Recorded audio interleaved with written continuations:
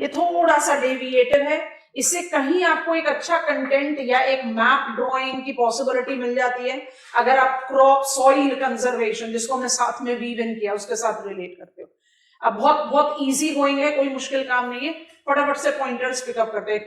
Agro ecological zones, point number 1, soil and land use survey organisation, soil and land use survey organisation Nagpur have attempted agroecological zonation. It is the process of correlating. It is the process of correlating. Put a dash and write down physiography, soil, and climatic conditions. Put a dash and write down. Involving the length of growing periods and underline to divide culturable or cultivable. What was the reason that we have taken length of growing period separately? इन तीनों के combination में ही तो ये decide होगा। हमने क्यों north western Himalayas में cropping intensity को लो पर रखा था? इसलिए कि वो माउंटेनस एरिया है, वहां पर diffusion of high yielding varieties of seed नहीं हुआ है। नहीं, मोर मेजरली किस लिए? कल्टीवेबल सीजन थोड़ी ना 3 थ्राइस पर ईयर रहेगा, वहां लेंथ ऑफ कल्टीवेशन और कल्टीवेबल कंडीशन जो है वो रिस्ट्रिक्ट हो जाएगा। क्यों? Because winters are more grim. I hope you are understanding. So what is this agroecological zone? Agroecological zone is the attempt to classify agricultural zones of India on the basis of physiography, on the basis of soil, on the basis of climate, and on the basis of length of growing period. ये classification planning commission ने नहीं किया, next classification planning commission ने किया है। सो ये अलग अलग अप्रोचेस पर डिमार्केटेड है। And this classification bye soil and land use survey organization Nagpur is providing us with somewhere the support of crop ecological zonation, कहां पर क्या कल्टीवेट किया जाए। तो जिस स्टडी पर कल हम रुके थे उसका एक कैरीड फॉरवर्ड इंप्लीकेशन आ सकता है, यहाँ पर डिपेंड करेगा क्वेश्चन पर। अगर आपको रीजनल पर्सपेक्टिव देना हो तो आप इसका सपोर्ट दे सकते हैं, otherwise this is a separate topic altogether. I think this is comfortable. Next pointer बनाइए। The categories demarcated is based on, boldly underline कर लेना, water balance of the region. Water balance of the region. Break the statement and write. This is calculated by utilizing climatological data. Again put a dash. Specifically potential evapotranspiration. I think you have read. Potential evapotranspiration. Pointer is a star mark pointer. Potential evapotranspiration relating to climate strongly justifies actual availability of water for the crops. Continue further. If the rainfall of a region is ideally more than PET, then moisture index is considered to be positive. Continuous same statement. In comparison, if it is less, moisture index is negative. Final statement. India thus is categorized into 6 agroecological zones that includes, tabular form में बना लेना, that includes, number 1 is humid climatic zone, dash डाल के लिखो, with annual precipitation of more than 1500 millimeter, फिर final dash डाल कर लिखो, wet period ranging between 9 to 11 months. Number 2 लिखें, moist subhumid, डैश डाल के annual rainfall 1200 to 1500 millimeter, 6 to 9 months of wet period. ठीक है, नंबर नेक्स्ट, subhumid 600 से 1200 millimeter, 4 से 6 months wet period. Next, semi-arid 400 to 600 millimeter, 3 to 4 months of wet period. Next is arid, 100 to 400 millimeter of annual rain, 1 to 3 months of wet period. And finally, cold desert, less than 100 millimeter with 0 to 1 months as wet. अब 2 minute के लिए रुक जाओ, थॉर्नवेट की classification को recall कर लो, हमें जो लिखवाना था वो लिखवा दिया, लेंथ ऑफ ग्रोइंग पीरियड के हिसाब से कैटेगरी एक और बनवा देंगे। जरा ध्यान से देखेंगे, कैटेगरीज को पकड़ो। हमने आपको पार मॉइस्ट से ड्राई की तरफ ले गए। लास्ट कैटेगरी जो है कोल्ड डेजर्ट, उसको आप एरिड के साथ मिला सकते हो, बट क्योंकि वी आर फॉलोइंग नागपुर वाला क्लासिफिकेशन, सो इट्स गुड कि हम अलग से रखें, ना तो आप 6 की जगह 5 बना सकते हो, एरिड में डाल दो उसको, कोई प्रॉब्लम नहीं उसमें। अच्छा, जब आप पार मॉइस्ट से मॉइस्ट सब ह्यूमिड, फिर सब ह्यूमिड, फिर सेमी एरिड, फिर एरिड, एरिड में हम दोनों को काउंट कर ले रहे हैं, एरिड कोल्ड डेजर्ट दोनों को काउंट कर लिया। आप कर क्या रहे हो? You are not just decreasing the annual amount of precipitation, you are decreasing the duration of precipitation months. मेरे ख्याल से आप सब बड़े आराम से जस्टिफाई कर पाओगे, जो आपका पार मॉइस्ट है या मॉइस्ट सब ह्यूमिड है, to some extension sub humid तक, आप किस कैटेगरी में हो? Rainfall will be more than potential evapotranspiration, आपका मॉइस्चर इंडेक्स वहां पर होगा positive. Semi arid, arid and cold desert में आपका मॉइस्चर इंडेक्स हो जाएगा negative. Are we comfortable? Can you recall PET, potential evapotranspiration is equal to actual evapotranspiration only when PET, अच्छा true false बताओ जल्दी से, PET always remains less than actual evapotranspiration, true false? PET क्या है? Potential amount. Actual क्या है? जो actually इवेपोट्रांसपिरेट होगा। PET एक्चुअल इवेपोट्रांसपिरेशन से हमेशा कम रहता है, रहेगा, ट्रू। रीजन, एक्चुअल इवेपोट्रांसपिरेशन के लिए बहुत सारे डायनेमिक फैक्टर्स रेगुलेट करते हैं। There is uninterrupted supply of moisture, I have got absolute humidity less air column, इसलिए PET and actual ET is balanced when you are in the moist location, uninterrupted supply of moisture. Yes, और potential evapotranspiration को calculate करने के लिए थॉर्नवेट ने 4 indexes बनाए थे। पहला क्या बनाया? ह्यूमिडिटी इंडेक्स, फिर उसका सीजनल वेरिएशन, फिर थर्मल एफिशिएंसी इंडेक्स, फिर उसका regional variation, seasonal variation, and gave us that potential evapotranspiration is the real amount, is the real judgment of the amount of moisture that is left behind either in the soil or in the air to justify the cultivable condition. इसलिए हमने उसको किस category में डाला था? Utilization, applied climatology. आप apply कर रहे हो, you are not taking in account absolute amount of precipitation, बिल्कुल गलत लिस्ट लिखवाया है। एब्सोल्यूट अमाउंट ऑफ प्रेसिपिटेशन भी चाहिए, प्रेसिपिटेशन का सीजन भी चाहिए। तो जिस एरिया में अमाउंट ऑफ प्रेसिपिटेशन ज्यादा है, जिस एरिया में लेंथ ऑफ प्रेसिपिटेशन सीजन ज्यादा है, वहां by default index of moisture greater than potential evapotranspiration रहेगा। Index of moisture greater than रहेगा तो automatically you will be having more probability to cultivate the crops that are more moisture dependent. या other way round करके देखते हैं, वो climatic reason जिसमें आपने एरिड डाला है, amount of precipitation is very less, आपने 100 से 400 मिलीमीटर लिखा और प्रेसिपिटेशन ड्यूरेशन कितना लिखा? 1 से 3 महीना, माने लगभग मॉनसूनल टाइम पीरियड पर।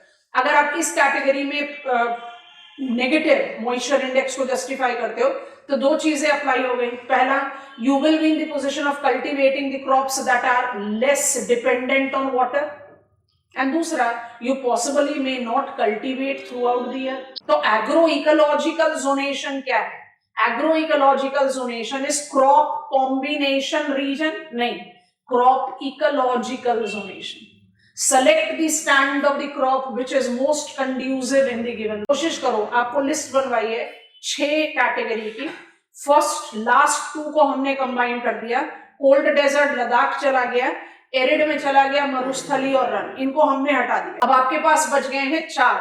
आप इन चारों लोकेशन को, हमें आंसर मत दो, आप इमेजिन करो, आप मैप ऑफ इंडिया में विजुअलाइज कर सकते हो कि एरियाज कहाँ कहाँ पड़ने चाहिए, कर पाते हो विजुअलाइज? पार moist location, moist sub humid location, sub humid location pick up कर सकते हो कहाँ होगा? Humid location.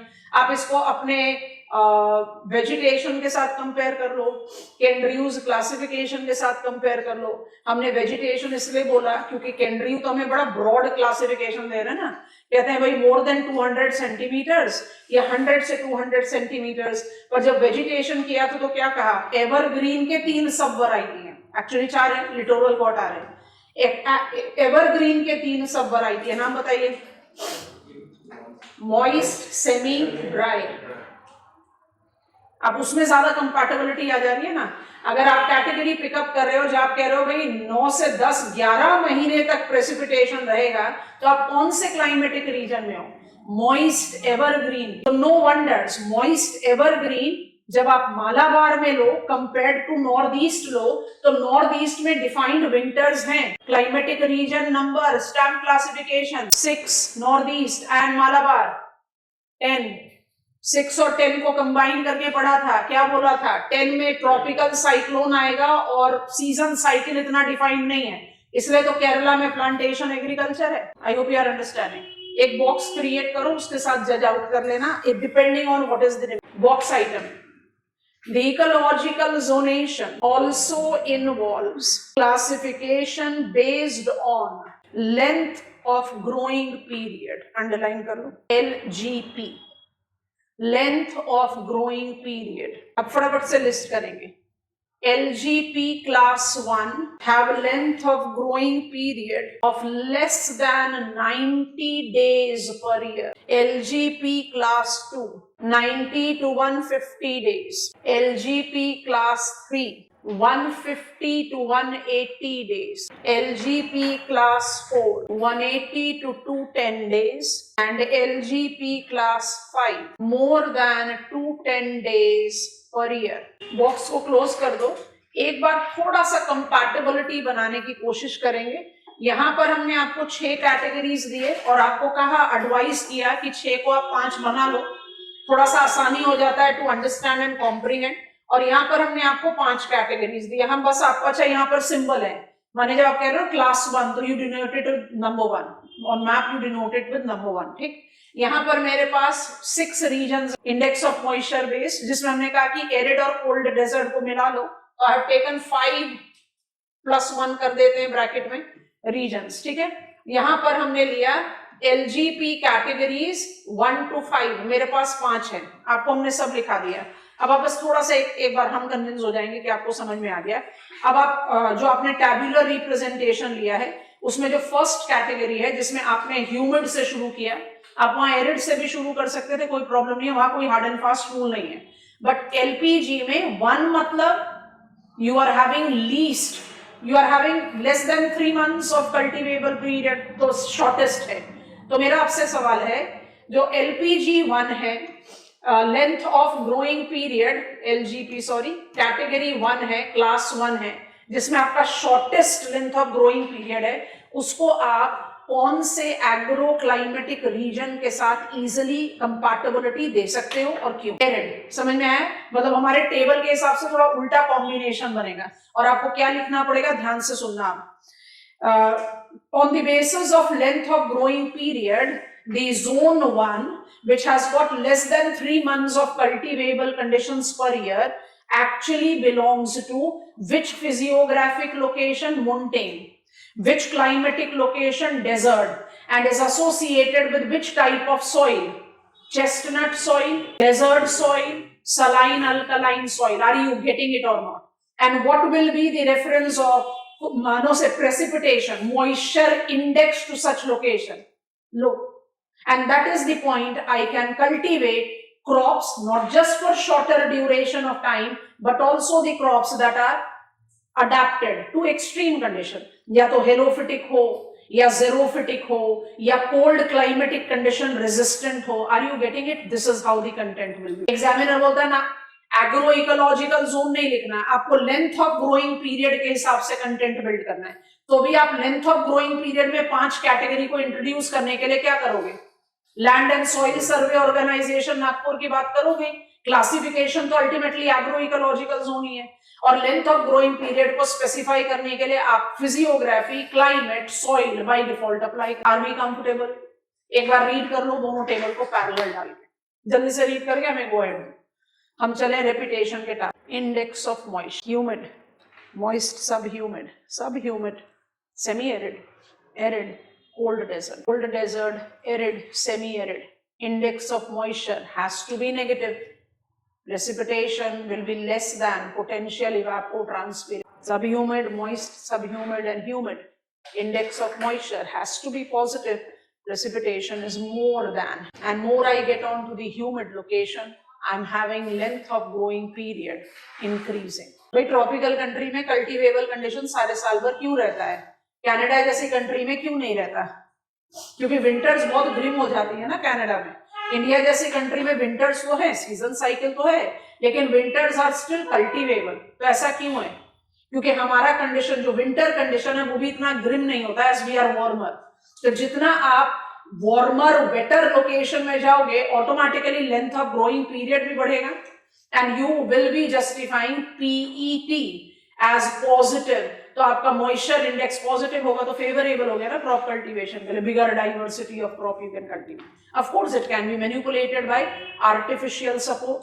हम पंजाब को मेजर प्रोड्यूसर ऑफ राइस बोलते हैं, in spite of the fact कि पंजाब तो एग्रो क्लाइमेटिकली किस कैटेगरी में आ रहा है, सेमी एरिड। राइस किस तरह का क्रॉप है, ह्यूमिड, पार ह्यूमिड लोकेशन का, तो वहां आप किस तरह से सप्लीमेंट कर रहे हो, आर्टिफिशियल इनपुट से, which is economically pressing, ecologically pressing. तो ये बहुत अच्छा बैलेंस पॉइंट हो सकता है if you are writing any answer on crop ecological zonation.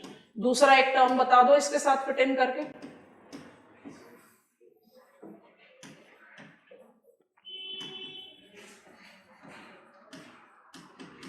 Yes, no. Higher capability when you are selecting the crop in accordance to its carrying capacity. चलिए बढ़िए, next heading बनाइए, एग्रो क्लाइमेटिक रीजन। अब जितनी चीजें fragmented purview में, non fragmented purview में पढ़ी हैं, उन सब का रिमाइंडर आ रहा है हमारे पास। इसी के बाद लैंड यूज चेंज की तरफ लेकर जाए। एग्रो क्लाइमेटिक रीजनलाइजेशन, एक बेस इंट्रोडक्शन देकर लिस्ट बनाएंगे और लिस्ट के साथ आपको मदद करनी पड़ेगी कैटेगराइजेशन के लिए। पीवाईक्यू में हमें क्वेश्चन पूछा गया, what is the geographical basis of agro climatic regionalization. अच्छा, अभी तक जो भी चीज हमने पढ़ी है, we have been following which type of region, formal. यहाँ पर इस तरीके का क्रॉप हो सकता है, ये व्हीट रीजन है, ये राइस रीजन है, या ये राइस क्रॉप कॉम्बिनेशन रीजन है। अब जो हम पढ़ने जा रहे हैं वो planned, it is planned region. India is classified, divided into 15 agroclimatic regions. ये बिल्कुल उसी कंटेक्स्ट में जाएगा जैसे हमने विटेल्सीज टाइपोलॉजी फॉर वर्ल्ड पढ़ा था। And that is the region I am saying पूरा एग्रीकल्चर का रिमाइंडर आ रहा है, एक बस रीजनल पर्सपेक्टिव से आ रहा है। How do I apply it? So erstwhile planning commission, now it is been given recognition by Niti Aayog also. So planning commission में with reference to National Remote Sensing Agency, survey of India and zonal planning teams, zonal planning team ने क्या किया? Ground truthing किया। Ground truthing का क्या मतलब होता है?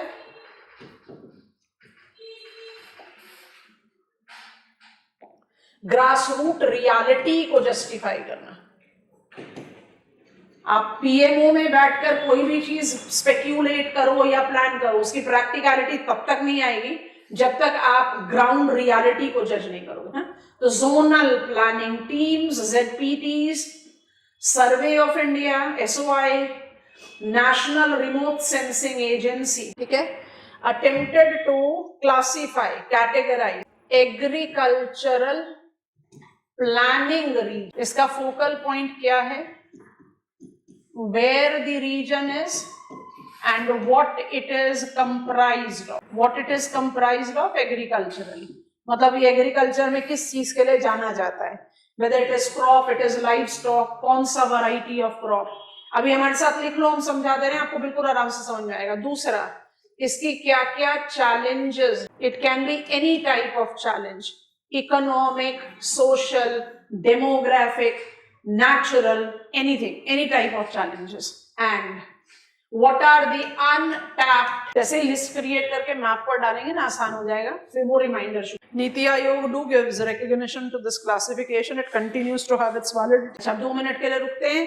When I talk about agroclimatic zone, it's planning region। Planning region या रीजनल प्लानिंग का क्रक्स क्या होता है, पहले समझे कि आज की डेट में उसकी क्या क्या कैरेक्टरिस्टिक्स हैं, what it is comprised of. फिर समझें कि उस एरिया में किस तरह की प्रॉब्लम्स एग्जिस्ट कर रही हैं, एंड फिर जस्टिफाई करें कि कौन कौन से पोटेंशियल्स है जिसको हम मोबिलाइज कर सकते हैं। तो अल्टीमेट ऑब्जेक्टिव क्या है? अनटैप्ड पोटेंशियल को मोबिलाइज करेंगे to overcome the existing challenges so as to generate regional parity. आपको बात ये तो क्रक्स ही हो गया ना रीजनल प्लानिंग का। अगर ये प्लान्ड रीजन है तो इसमें अल्टीमेटली आप सिर्फ ये नहीं पढ़ोगे, जैसे आपने एग्रो इकोलॉजिकल जोन को जस्टिफाई किया कि मेरा जो लेंथ ऑफ ग्रोइंग पीरियड है वो 210 डेज प्लस है, because I M by default in humid location, मेरा जो इंडेक्स ऑफ मॉइस्चर पॉजिटिव है, एंड दस I can cultivate precisely favourably every possible crop, खत्म, फुल स्टॉप। यहां पर आप क्या कर रहे हो, आप कोई भी चीज कल्टीवेट कर पा रहे हो कि नहीं कर पा रहे हो, वहां नहीं रुकते आप उसके बाद क्या जज करते हो, कौन कौन सी चीजें हैं जो अभी भी आपको चैलेंज कर रही है। मालाबार कोस्टल एरिया में भी तो problem of soil erosion, flooding है, उसको अबेट करने के लिए, उसको ओवरकम करने के लिए you have to think about what are the untapped potentials. मेरे पास maximum of coastal areas of India में एक अनटैप्ड पोटेंशियल तो बाय डिफॉल्ट है, रिकॉल करो blue revolution. Deep water aquaculture तो अभी तक भी पोटेंशियल ही है, हमने तो ट्रूली स्पीकिंग अपना 12 nautical miles of territorial water को भी फुली एक्सप्लॉइट नहीं किया। It is still in the exploration levels when I talk about exclusive economic zone। तो untapped potential है, उस untapped potential को आप mobilize करोगे तो बहुत सारी challenges को आप overcome कर पाएंगे। So ये planning unit है, so you are taking 3 things into your account, ठीक है। और इन तीनों चीजों को अकाउंट में लेकर जब आप क्लासिफिकेशन को पिकअप करते हो तो मेरे पास 15 एग्रो क्लाइमेटिक रीजन्स हैं। So I have got 15 such regions। अब यहाँ पर कोई नंबर सिंबल नहीं है, आप किसी भी सीक्वेंस में लिख सकते हो, बट हम पर्पसफुली आपको एक सीक्वेंस में नाम लिखवा रहे हैं, आप लिखते जाएं, हम मैप ओपन कर देते हैं, अपने आप ही पता चल रहा है कि वो कहाँ पर है, बट फिर भी हमें मैप बनाना है। उसके बाद हम इस सीक्वेंस में इसलिए लिख रहे हैं क्योंकि इसके बाद हमें आपकी मदद चाहिए, ठीक है। लिस्ट करना, सीक्वेंस लिस्ट करना, क्योंकि will club it up the way we did with LC. 13 agricultural region थे, हमने उनको 3 में कन्वर्ट कर दिया था, तो मैनेज करना आसान होता है ना, आंसर राइटिंग लिखने में भी आसान होता है। चलिए लिस्ट करेंगे। So how many agro climatic regions are there, planning regions 15 हैं, लिस्ट करते हैं। Number 1 north western Himalayas, number 2 north eastern region. Number mark करते हैं हम ना, नंबर को रिमूव कर देते हैं, आप लिस्ट पढ़ो ताकि हम उसी सीक्वेंस में यहाँ पर नंबर डिमार्केट कर दें। This is my agro climatic reason. यहाँ पर नंबर अलग अलग लिखे हुए हैं, हमने दूसरे तरह से उसको लिस्ट आउट किया है, और आप पहले हमारी को मदद करा दो उस लिस्ट में नंबर डालने के लिए, उसके बाद बताना कि इस लिस्ट के पीछे लॉजिक क्या है। पहला हमारा है नॉर्थ वेस्ट हिमालयास, तो नंबर 1 यहाँ कंपैटिबिलिटी पर है, हमने ओवरराइट कर दिया 1, ठीक है। नंबर 2 हमारा क्या है, नॉर्थ ईस्ट रीजन, ये भी कंपैटिबिलिटी पर है, 2 डाल दिया। 3 क्या लिखा, सतलज यमुना, तो यहाँ 6 की जगह हमने इसको कर दिया 3। उसके बाद अपर गेंजेटिक 4, फिर मिड गेंजेटिक 5, फिर लो गेंजेटिक 6, आगे बढ़ो। ईस्ट कोस्ट इज 7, यहाँ लिख दिया 7। वेस्ट कोस्ट इज 8, यहाँ लिख दिया 8। राजस्थान इज 9, वेस्टर्न राजस्थान, ठीक है। गुजरात को क्या नंबर दिया, 10। महाराष्ट्र प्लेटियो को क्या नंबर दिया, 11। आप किसी भी नंबर में ले, और हमारे पीछे क्या लॉजिक है मदद करना जरा। फिर डेक्कन इंटीरियर को बोल दिया 12। 13 बताया अरावली मालवा, और 14 बता दिया ईस्टर्न प्लेट्यू रीजन। 15 कंपैटिबिलिटी में है, अंडमान निकोबार लक्षद्वीप दोनों इंक्लूडेड है। आपको ये मैप ड्रॉ करना है अपनी लिस्ट के पैरेलल, बट उससे पहले थोड़ा सा ध्यान से देखो और हमें बताओ कि हमने जो नंबर को मैनिपुलेट किया, आप किसी भी तरह से इसको कर सकते हैं, बेस्ट मैनिपुलेशन किया, हम करना क्या चाह रहे हैं, हमने किस तरह से, किस लॉजिक के साथ नंबर को मैनिपुलेट किया। अच्छा छोड़ो, कैसे इमेजिन करो, मुझे क्वेश्चन पूछा गया एग्जामिनेशन में, पीवाईक्यू में हम देखेंगे इस क्वेश्चन को। What is geographical basis of agro climatic reason, मान लो ऐसा क्वेश्चन आ गया, तो प्लानिंग कमीशन ने तो मुझे पूरे इंडिया को 15 पार्ट में डिवाइड करके दे दिया। ज्योग्राफिकल तो बहुत कुछ हो सकता है, फिजियोग्राफी भी हो सकता है, क्लाइमेट भी हो सकता है, सॉइल भी हो सकता है। आपके सामने लिस्ट है, आपके सामने मैप है, आप थोड़ा सोच कर बताओ कि ज्योग्राफी का कौन सा डायमेंशन है जो बेस्ट कंड्यूसिव होगा to tame this classification. Climate के हिसाब से वेस्ट कोस्ट को आप वेस्ट कोस्ट मैनेज ही नहीं कर पाओगे ना, मालाबार मोर वेट है कोंकण से, मॉइस्ट सेमी एवरग्रीन, तो मैं क्लासिफिकेशन को एज इट इज मेंटेन नहीं कर पाऊं, तो क्लाइमेट को तो हटा दूं। अब बचे दो पैरामीटर, एक फिजियोग्राफी, एक सॉइल है। सॉइल कुछ हद तक जा सकता है, बट बेस्ट जाएगा फिजियोग्राफी। अब जरा अपनी लिस्ट को देखो, 1 and 2 is mountain, 3 to 9 is plain, 10 to 14 is plateau, and 15th is island. Have you got it class? कितने पार्ट में डिवाइड किया था इंडियन फिजियोग्राफी को? 2 या 5?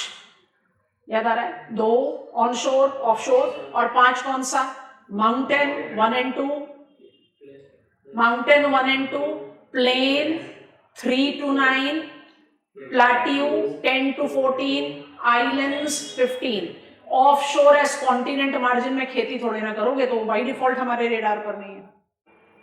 जैसे विटेल्सीज क्लासिफिकेशन में बताया था, बिल्कुल वैसे ही इतनी कैपेसिटी होनी चाहिए कि एग्जामिनर 2 रीजन्स पूछें तो I have got the potential to expand it without distortion, और सारा एग्रोक्लाइमेटिक पूछ ले तो हमें इसको कंसाइज करना पड़ेगा, क्योंकि आप 20 मार्कर क्वेश्चन में सबके बारे में सारी डिटेल्स नहीं लिख सकते। मैप पर हम बार बार आते रहेंगे, हम फटाफट से रीजन्स को क्लब अप करके कैरेक्टरिस्टिक्स लिखेंगे।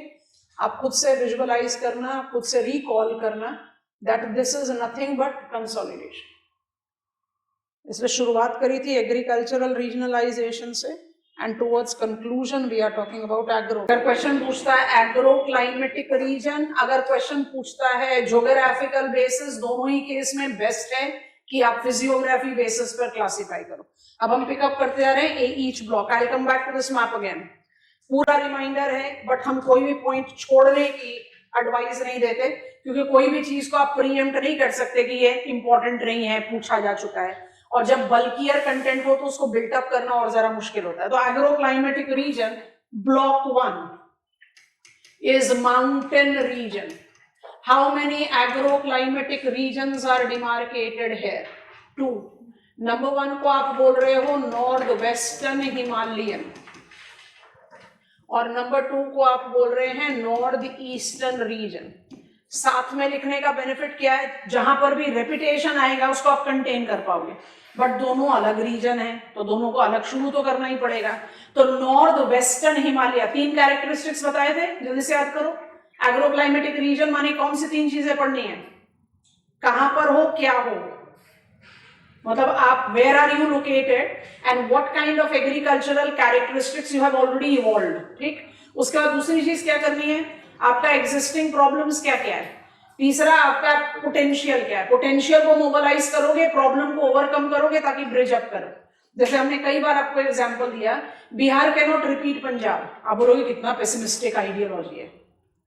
Bihar cannot repeat Punjab. Bihar cannot become Punjab. आप बोलोगे no, wrong. This is something which is not justified. You need to think positive. पर हम ये नहीं कह रहे कि बिहार cannot develop. हम ये कह रहे हैं कि Bihar has to chart out its own way to develop, क्योंकि पंजाब जैसी कोई भी कंडीशन बिहार में नहीं है। Punjab had more parity of land distribution. Bihar has maximum of landless laborers. Punjab is though considered to be a dense clustered state of our country, but it is soon to close down its demographic window. Bihar का demographic window 2055 तक खुला रहेगा. It will be the youngest state of our country in terms of age gap.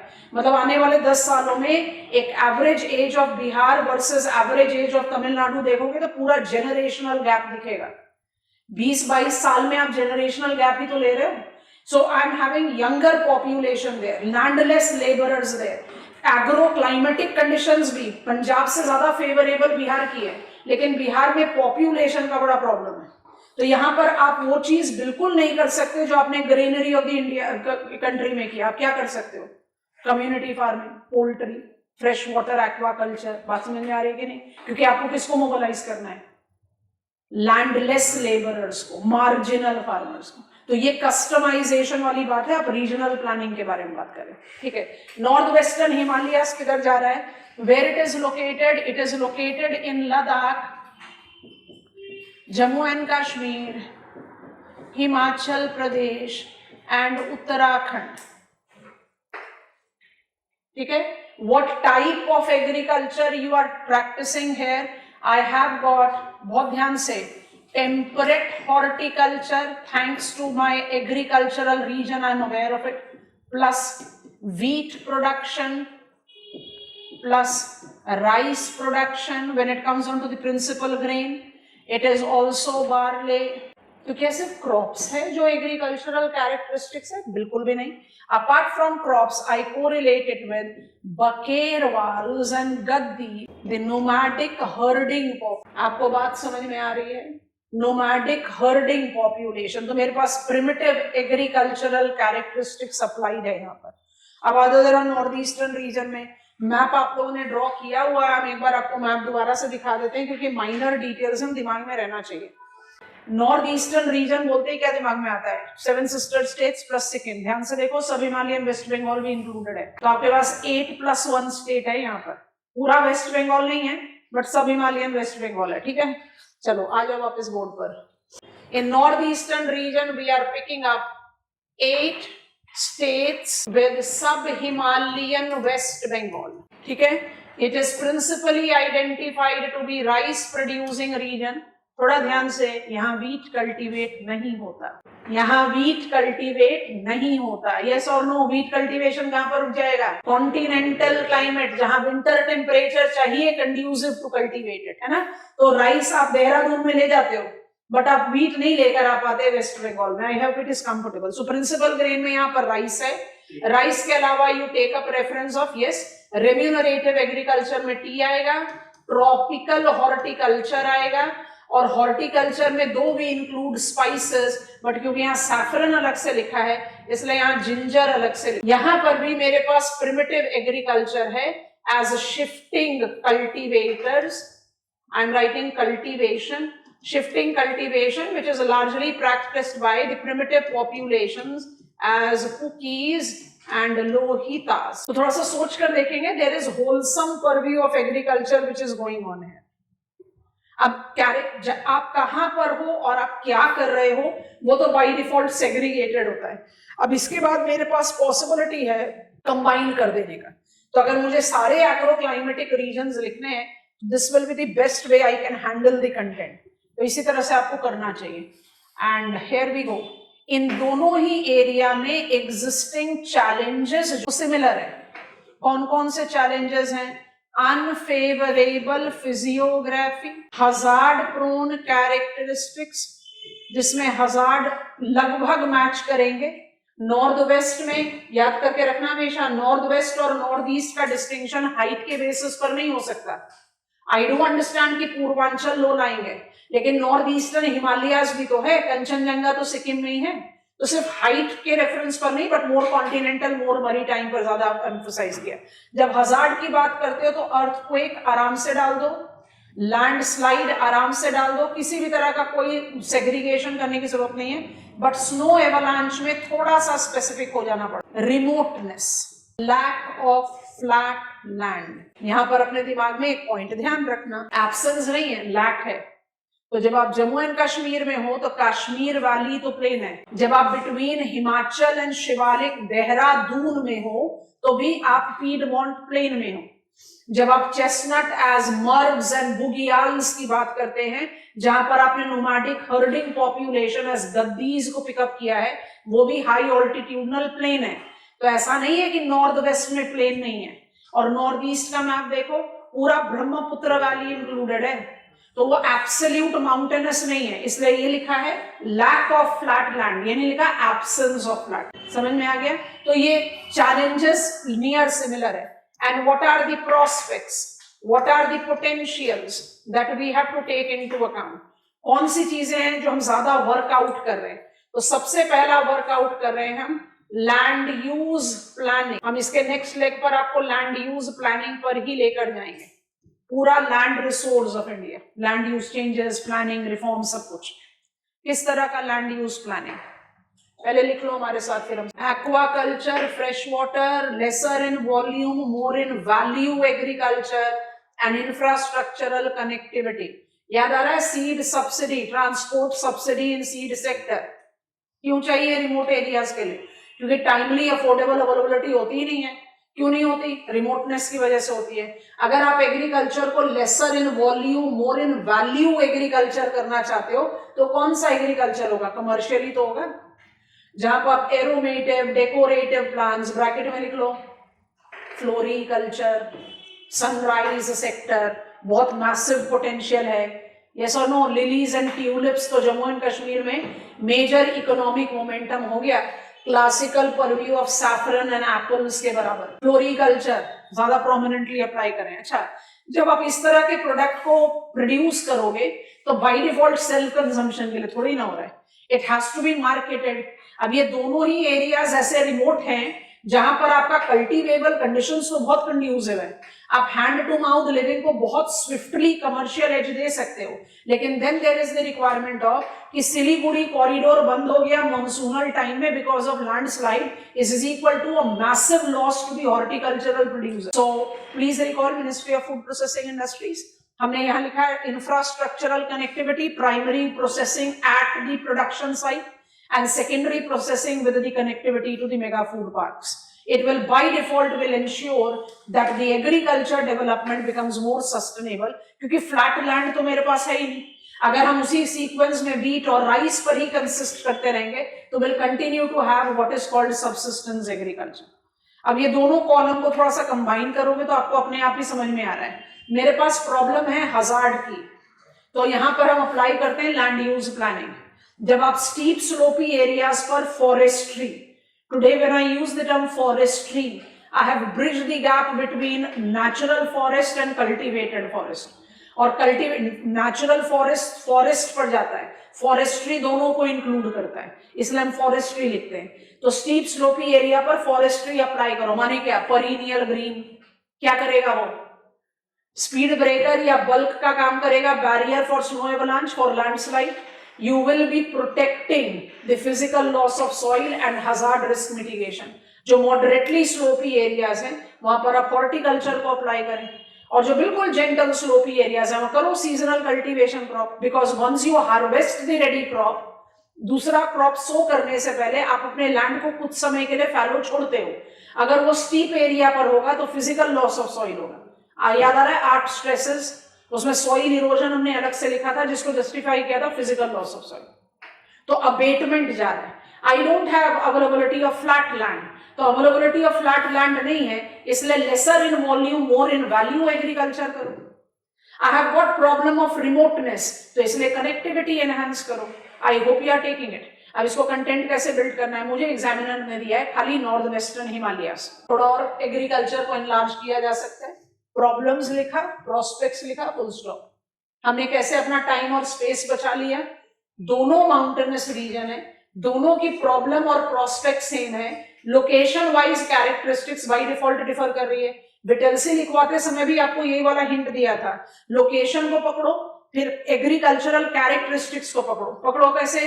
कुछ primitive है, कुछ subsistence है, कुछ modern है। इंडिया का तो मैक्सिमम सबसिस्टेंस ही है, प्रिमिटिव कुछ है तो उसको हाईलाइट कर लेते हैं। तो प्रिमिटिव यहाँ पर नॉर्थ वेस्ट पर जाते हैं तो नोमैडिक हर्डर्स ज्यादा दिखते हैं, नॉर्थ ईस्ट पर जाते हैं तो शिफ्टिंग कल्टीवेटर्स ज्यादा दिख रहे हैं। This is how we have added it up. देखो, 2 एग्रो क्लाइमेटिक रीजन हो गया और ज्योग्राफिकल बेसिस पर 1 हो गया। कौन सा हो गया? Mountainous region. अब हम जा रहे हैं प्लेन पर। बल्कि कितने हैं मेरे पास? 9 थोड़ी हैं, 7, 2 तो माइनस हो गए ना, 7 एग्रो क्लाइमेटिक रीजन है। ठीक है, बढ़ते हैं वहां पर। चलिए, राइटिंग डाउन। प्लेन्स थोड़ा सा समझाएंगे, उसके बाद आगे बढ़ेंगे। Plains, block number 2। How many agro climatic regions are applied here? It includes 5 agro climatic region. क्या पॉसिबिलिटी है कंबाइन करने की? है। कैसे ग्रुप करेंगे ध्यान से देखना। तो 5 को हम ले रहे हैं सतलज यमुना, मुश्किल है इसको किसी के साथ भी मिक्स करना, तो एकदम अलग से पढ़ेंगे। फिर गेंजेटिक, नोटिस करो क्या कर दिया, I am purposefully writing plains. 3 agro climatic region को मिला दिया यहाँ पर। आपको बात समझ में आ रही है? जहां पर क्लब करने की पॉसिबिलिटी हो क्लब कर दो। कैसी पॉसिबिलिटी आ रही है भी हम समझा रहे हैं आपको। अच्छा, यहाँ पर 3 आ गए, वो 1 चला गया, तो 4 नाम आ गए आपको करने हैं। अच्छा, अब हम आगे बढ़ते हैं। हमारा नेक्स्ट कैटेगरी हम क्या बना सकते हैं? Coastal planes. कितने एग्रोक्लाइमेटिक रीजन्स को कंबाइन कर लिया? 2। ईस्ट एंड वेस्ट कोस्ट को कंबाइन कर लिया, समझ में आया? एंड फाइनली हम ले लें, इसको कहीं कंबाइन नहीं कर सकते, एरिड प्लेन्स है, कोई भी सिमिलैरिटी नहीं है, तो अलग ही पकड़े, वेस्टर्न राजस्थान। आई बात समझ में? तो आप कहां पर क्लब कर सकते हो वहां पर करो, जहां नहीं कर सकते उसको छोड़ दो। तो मेरे 7 agroclimatic plains. Which type of plains India is largely incorporating? Alluvial lowlands, ideally speaking, is the most favorable agroclimatic condition in terms of physiography to cultivate. And I have got 7 agroclimatic regions है, जिसको हमने 4 में further reduce कर दिया। पढ़ते समय सतलज, यमुना और गेंजुटिक को कंपेयर करके पढ़ते, फिर नेक्स्ट स्लाइड में कोस्टल प्लेन और वेस्टर्न राजस्थान को लेते। I am with Sutlej Yamuna plain. अब सतलज यमुना प्लेन की कैरेक्टरिस्टिक्स को बिल्ड करते हैं, कोई मिक्सिंग पॉसिबल ही नहीं है तो हम मिक्स कर भी नहीं रहे, सेंट्रल स्टेज दे देते हैं इसको थोड़ी देर के लिए। So where we are, what are the agricultural characteristics, what are the problems, what are the potentials, इसी हिसाब पर बात कर रहे हैं। तो सतलज यमुना प्लेन्स इज पंजाब, हरियाणा। आप इसको एनलार्ज कर सकते हो अपनी climate physiography, semi arid plains है, बिस्तवारी दोआब है, मालवा प्लेन है, चोज है, बागर है, ये सब नो।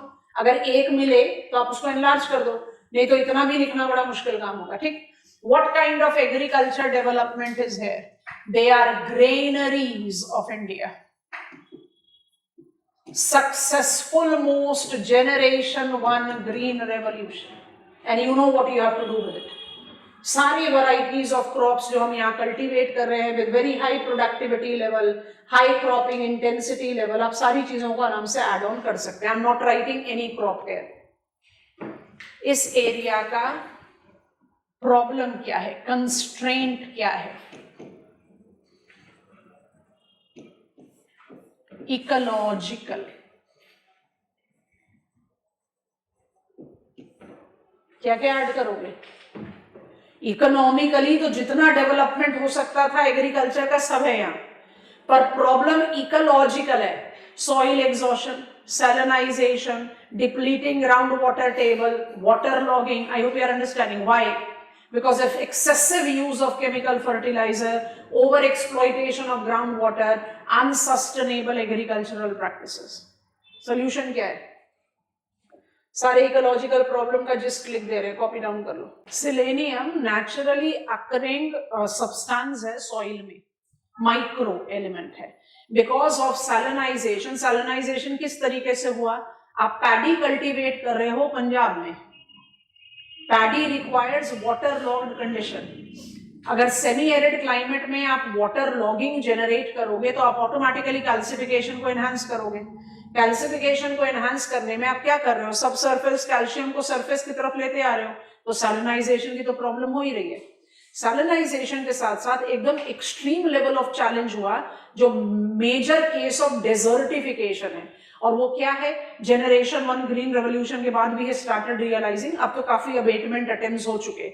सिलेनियम टॉक्सिक लेवल्स इतना, ट्रेस नेचुरली अकरिंग कॉन्स्टिट्यूएंट है, बट क्योंकि हमने वाटर लॉगिंग इतना ज्यादा कर दिया कि जो कैल्सिफिकेशन है, कैपिलरी एक्शन को अप्लाई करो, कैल्सिफिकेशन कैपिलरी एक्शन की वजह से जो सॉइल नेचुरली अकरिंग माइनर एकदम ट्रेस टॉक्सिक एलिमेंट है उसका कंसेंट्रेशन बढ़ता जा रहा है।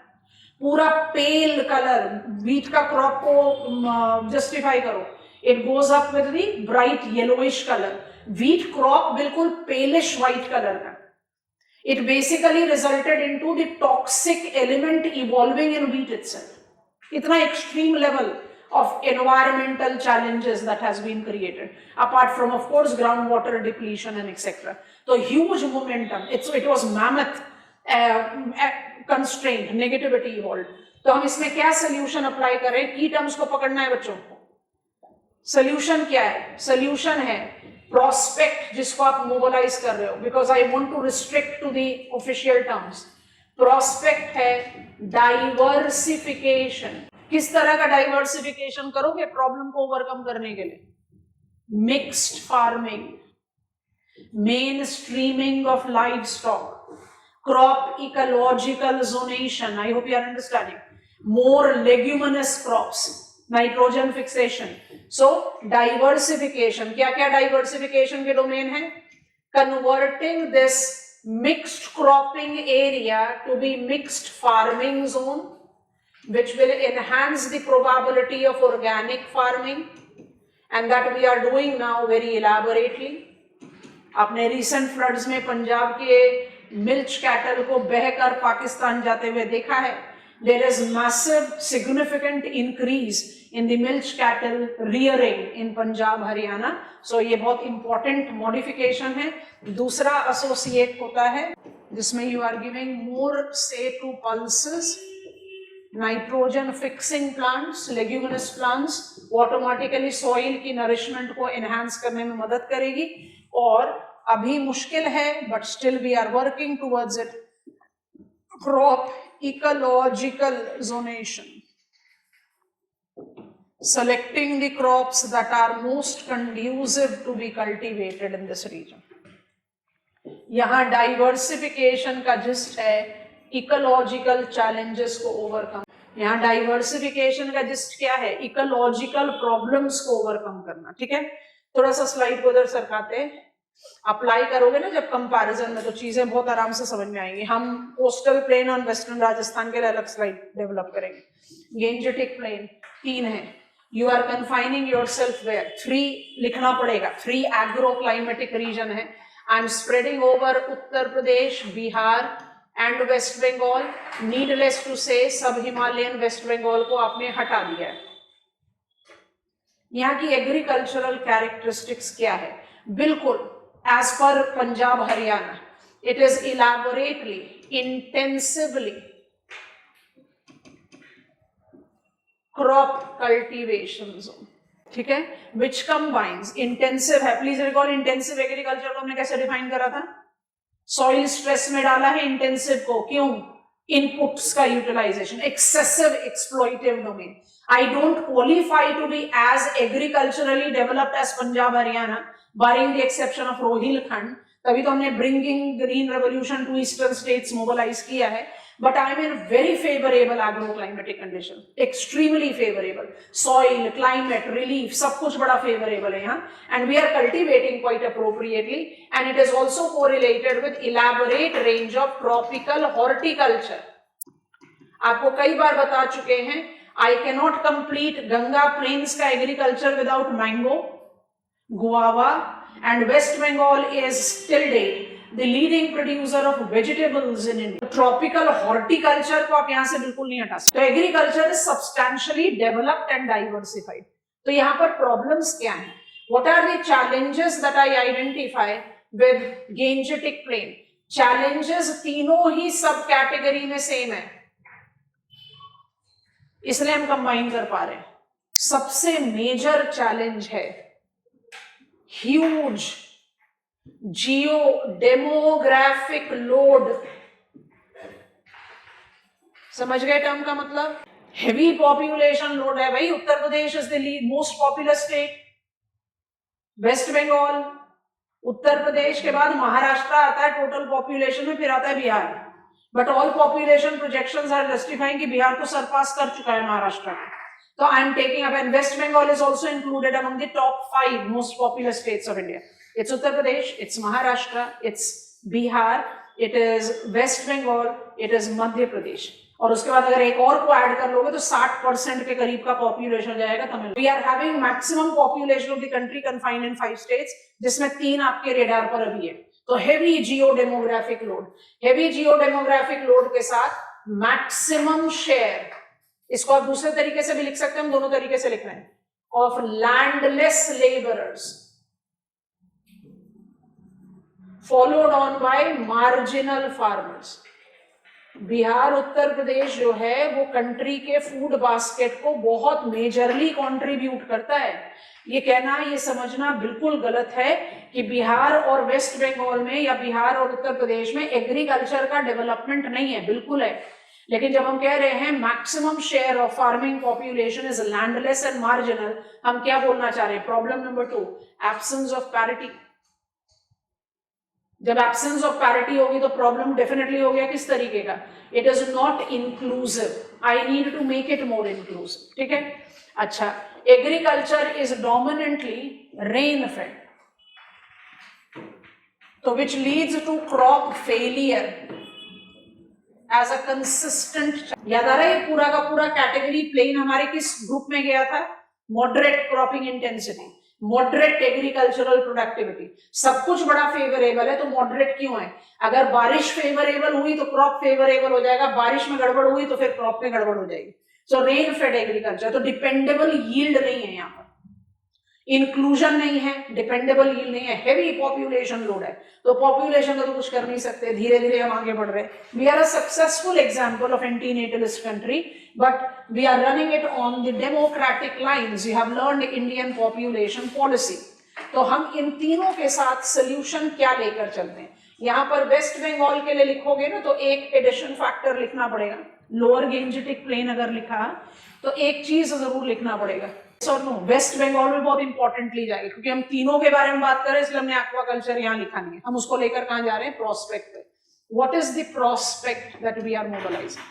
अब यहाँ भी प्रोस्पेक्ट का की टर्म है डाइवर्सिफिकेशन। प्लीज थोड़ा सा ओवरलैप करो, उसके बाद हमारे साथ लिख ले। आपने पंजाब हरियाणा में भी डाइवर्सिफिकेशन एज की टर्म पकड़ा था, यहाँ भी आप की टर्म डाइवर्सिफिकेशन ही पकड़ रहे हो, लेकिन पंजाब हरियाणा में डाइवर्सिफिकेशन के पीछे का रैशनल क्या था? To make it more ecologically conducive. यहां पर डाइवर्सिफिकेशन का क्या मतलब है? To make it more economically inclusive.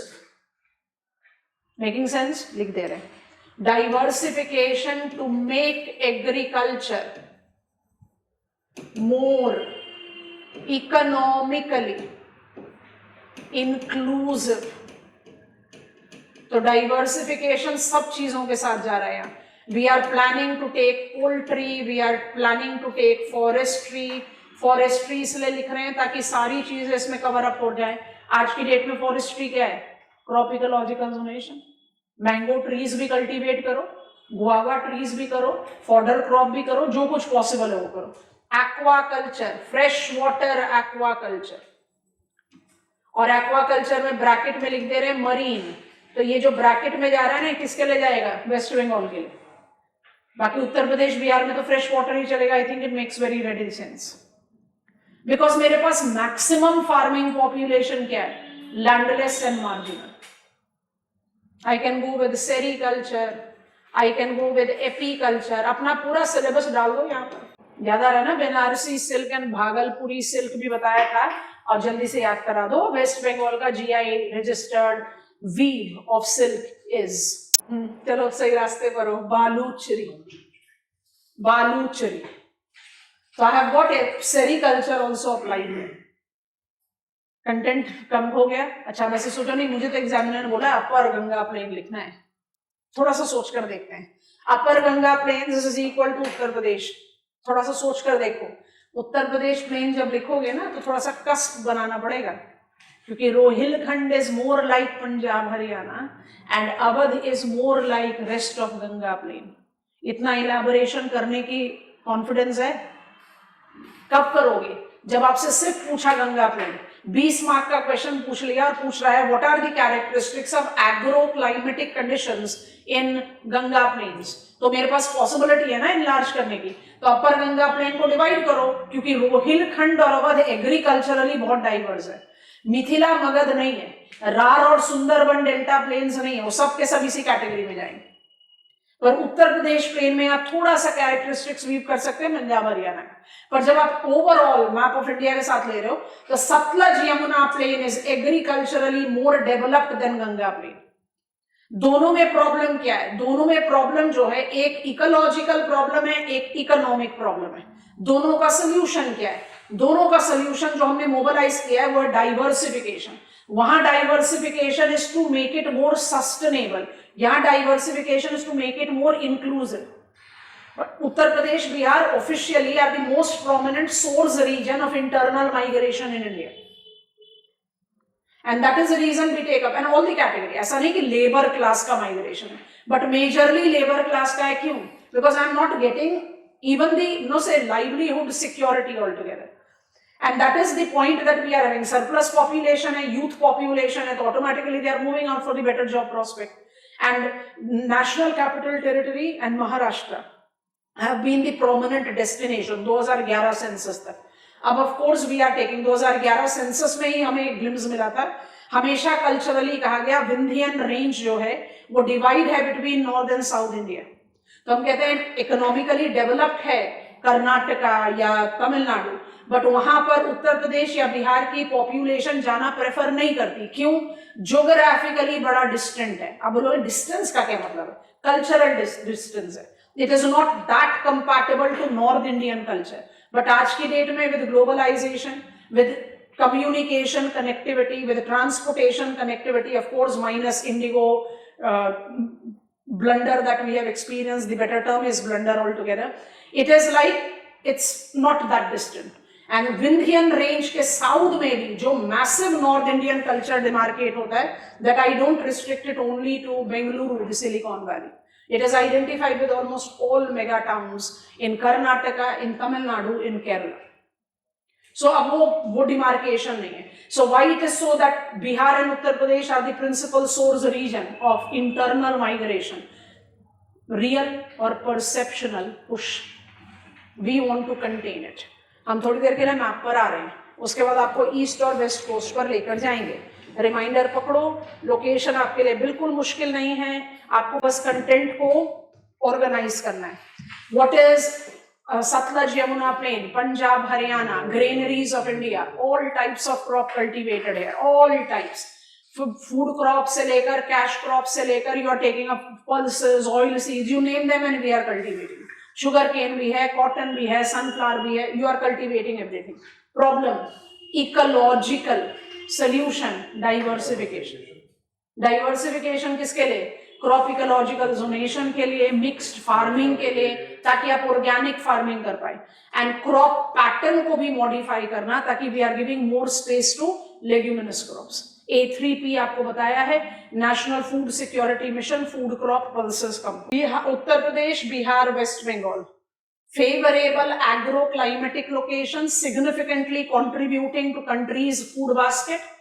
They are definitely well developed agriculturally, dominantly incorporating crop culture, big range of crop culture including horticulture. West Bengal specific आएंगे तो we have got the freshwater aquaculture also prominent. We take West Bengal to be the best example of our country when it comes to rice fish culture. पर waste Bengal में जो ज्यादातर fish consume किया जाता है वो फ्रेश वाटर फिश है, marine नहीं है। मरीन एक्वाकल्चर ज्यादा जाता है गोवा के साथ, it is more fresh water. तो I do have that possibility. हम किसी भी तरह से टी को नहीं लिख सकते क्योंकि sub Himalayan West Bengal already out हो चुके हैं। इन सारे एरियाज में प्रॉब्लम है demographic load and absence of inclusion. Solution mobilised है डाइवर्सिफिकेशन फिर से, but diversification is towards including landless population, marginal population. इसलिए agricultural diversification is not about crop ecological zonation. It is about poultry, aquaculture, sericulture, apiculture, community farming. क्योंकि मेरे पास जमीन ही नहीं है तो फिर हम किस तरह से पंजाब हरियाणा को यहाँ पर रिपीट करेंगे। एंड जब आप एक्वाकल्चर की बात कर रहे हो उत्तर प्रदेश बिहार में तो बाय डिफॉल्ट फ्रेश वाटर है, और वेस्ट बंगाल की बात कर रहे हो तो it is incorporating marine aquaculture as well. अब देखो east and west coast plain, आपको दोनों में क्या सिमिलैरिटी दिखती है? दोनों एग्रीकल्चरली बड़े साउंड है, एग्रीकल्चरली वेरी वेल डेवलप्ड। आप बोलोगे ईस्ट तो समझ में आता है, क्यों आता है?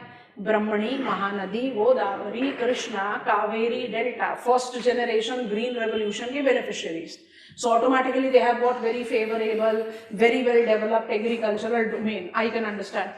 West को हम कैसे equally developed बता रहे हैं? It includes both on and offshore agriculture. On जाएगा मालाबार के साथ, अब यहाँ पर कोस्ट बोलना पड़ेगा क्योंकि आपको कॉफी प्लांटेशन भी लेना पड़ेगा, तो मालाबार कोस्ट पर जाएगा ऑन और कोंकण में चला जाएगा of. Marine aquaculture end of course it incorporate, सिर्फ मरीन एक्वाकल्चर नहीं है। आपको कितनी बार बताया Ratnagiri is a minor port of Maharashtra, and Ratnagiri जो माइनर पोर्ट है वो जाना जाता है अल्फांसो मैंगोज के लिए। तो I do have that kind of horticultural production पर व्यू है। So it is on and off shore combined, but एक जनरल कंपैरिजन लें तो मालाबार कोस्ट जाएगा more with on shore plantation agriculture, and Konkan coast is incorporating countries most developed marine aquaculture. दोनों plains पर similarity of problem है और दोनों plains पर सिमिलैरिटी ऑफ प्रोस्पेक्ट है। जल्दी से मदद कराओ, फिर लिखते हैं पॉइंट कॉपी कर लो। प्रॉब्लम दोनों की क्या है? फ्लडिंग। दोनों की प्रॉब्लम फ्लडिंग है। दोनों का प्रोस्पेक्ट क्या है? Marine aquaculture. दोनों के लिए सोल्यूशन क्या है? Biotic embankments. कॉन्स्टिट्यूएंट अलग है, सोशल फॉरेस्ट्री। ईस्ट कोस्ट में आएगा मैनग्रोव्स, क्योंकि आपका फ्लडिंग का रीजन है ट्रॉपिकल साइक्लोन। और वेस्ट कोस्ट में आएगा moist evergreen and semi evergreen to be planted along the windward slope of Western Ghats. When I say Western Ghats, I am including Sahyadris, Nilgiri, Anavalai and Cardamom. क्या फायदा होगा? मेरा waste coast में flooding का reason क्या है? Advancing monsoonal rain. तो आपने अगर वेस्टर्न घाट्स के वेस्ट स्लोप पर जो भी पॉसिबल बायोटिक एम्बैंकमेंट है उसको फैसिलिटेट कर दिया, तो आप फ्लडिंग को रेगुलेट कर दोगे।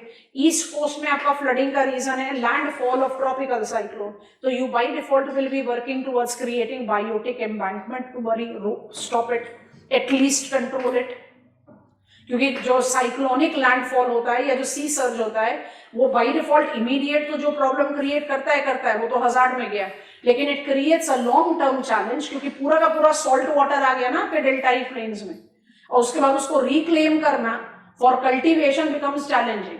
तो बार बार उस प्रॉब्लम को डिसॉल्व करने के लिए हम क्या रेफर कर रहे हैं? Creation of biotic embankment. तो दोनों ही area social forestry, cultivate to maintain, कौन सा कंपोनेंट डालोगे? फार्म डालोगे, एक्सटेंशन डालोगे, ये रिक्रिएशन डालोगे? फार्म क्या है? कल्टीवेट करो, यूज करो, और रिक्रिएशन क्या है? वो तो अर्बन एरियाज के लिए। यहाँ पर अर्बन भी हो सकता है, इसलिए एक्सटेंशन बेटर है। रूरल अर्बन लिखना गड़बड़ है। कोस्टल एरियाज में क्या है? पोर्ट टाउन्स भी तो होंगे, बट हम उसको एग्रीकल्चरल पर्सपेक्टिव में पढ़ रहे हैं। तो there is possibility for us to combine east and west coast. अब फटाफट से कंटेंट बिल्ड कर रहे, लिखो हमारे साथ। I am going on to the absolute separate. Coastal plain, फिर वेस्टर्न राजस्थान अलग से। Coastal plain, we have got 2 coastal plains. दोनों का लोकेशनल कैरेक्टरिस्टिक्स जस्टिफाई कर देते हैं पहले। तो ये मेरा वेस्ट कोस्ट प्लेन है और ये मेरा ईस्ट कोस्ट प्लेन है।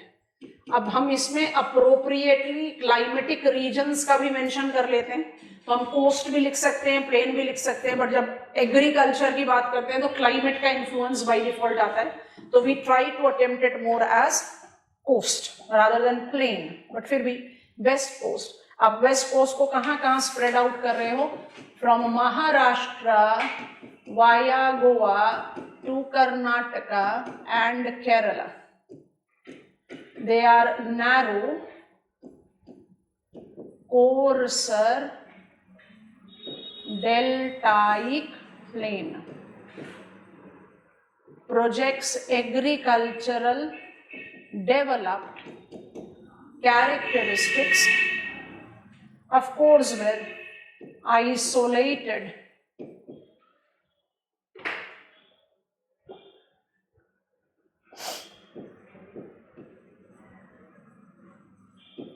backward pockets.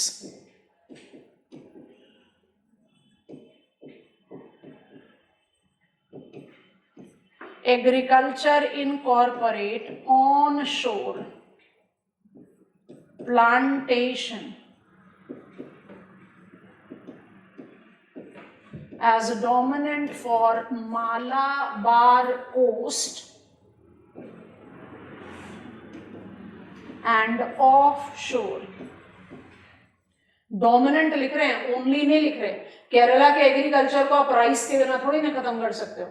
You can not complete it without no, you take up the reference of cultivation of different other varieties of crops, जैसे पल्सेस है, ऑयल सीड्स है, you can not complete it. But by default plantation, spices, rubber या coffee सबसे important domain में है commercial. Otherwise we have off shore, it is marine aquaculture.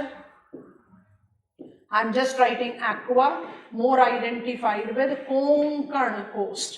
Konkan coast में आप ज्यादा एक्वा कल्चर ले रहे हैं, बट हॉर्टिकल्चर का डिमार्केशन जस्टिफाइड है, बट हम कंपेयर कर रहे हैं, ठीक है। ईस्ट कोस्ट में आ जाएं, तो हम ईस्ट कोस्ट में एक्सटेंड कर रहे हैं from Odisha via Andhra Pradesh to Tamil Nadu. We are taking it as broader and more fine deltaic plain, beneficiaries of generation 1 green revolution, and thus denotes agricultural advanced characteristics,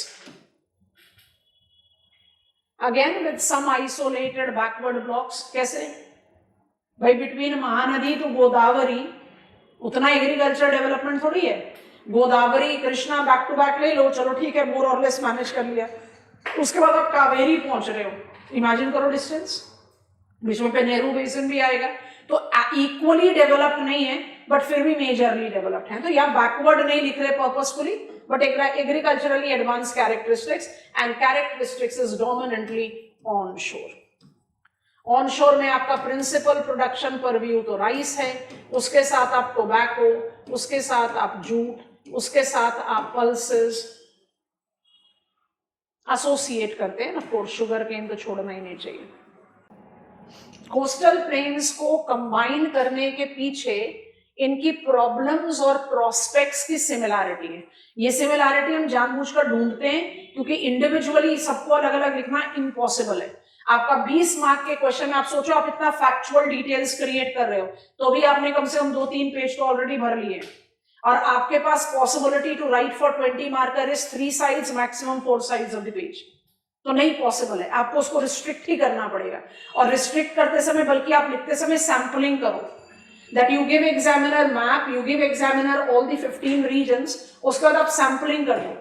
in mountainous region we are having these problem, ताकि आप अपने answer को थोड़ा analytical बना सको rather than descriptive. Plains में which are the principal categories of problems that we are targeting, ecological से लेकर इकोनॉमिक दोनों ही प्रॉब्लम को हैंडल कर रहे हैं। इस तरह से आप ऑर्गेनाइज कर सकते हो, वो आप सेकंड लेवल ऑफ रिविजन में पिकअप करेंगे। अभी आप फैक्चुअल डिटेल्स को अप्लाई कर रहे हैं, और फैक्चुअल डिटेल्स लिखना पड़ सकता है जब आप इंडिविजुअल पॉकेट, आपसे माउंटेनस रीजन पूछ ले, आपसे आइलैंड टेरिटरी पूछ ले, तब आपको वहां पर कंटेंट को थोड़ा सा इलाज करना पड़ेगा। अगर सबके बारे में लिख रहे हो तो you can also do sampling. Examiner को पूरा मैप दे दो, सारे रीजन्स दे दो, फिर उसका सैंपलिंग कर लो। माउंटेन का एक ही चलेगा, प्लेन्स का 2 ग्रुप बना लो, प्लेट्यू का 2 ग्रुप बना लो, नो दैट वे सैंपलिंग। आपने लिस्ट पूरी दे दी, सबको मत लिखो, क्योंकि सबको लिखोगे तो डिस्क्रिप्टिव होता ही चला जाएगा। सो सब आपका कॉल है eventually when you learn and comprehend the topic.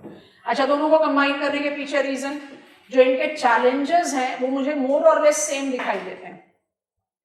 जो प्रोमिनेंट मोस्ट चैलेंज है that both of them are flood prone, both of them are flood prone, recurring sequence of flood.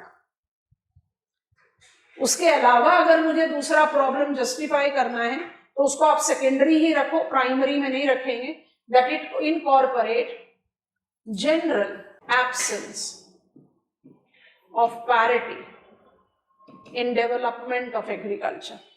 तो इंक्लूजन की भी जरूरत है। सबसे बड़ा प्रॉब्लम फ्लड है, इसलिए दोनों ही एरिया के जो प्रोस्पेक्ट को हम मोबिलाइज कर रहे हैं, दोनों ही एरियाज के जो प्रोस्पेक्ट को हम मोबिलाइज कर रहे हैं, तो उसमें सबसे पहला प्रोस्पेक्ट जो हम मोबिलाइज कर रहे हैं वो क्या है? Forestry as biotic embankments। अब इसको डिस्टिंक्शन दे दो, फॉर फ्लड अबेटमेंट।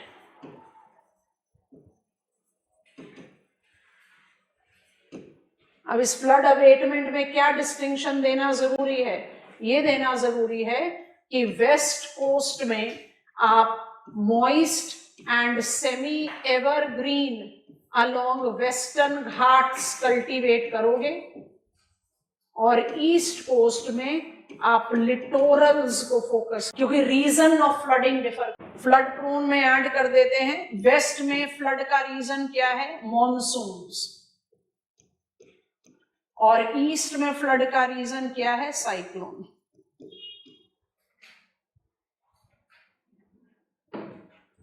और दोनों में दूसरा प्रोस्पेक्ट जो by default important constituent of are aquaculture, marine aquaculture है, इज मोबिलाइजिंग मरीन एक्वाकल्चर। ये बाय डिफॉल्ट जो अंडर डेवलप्ड पॉकेट है उसको भी अबेट करेगा। I rewrite it.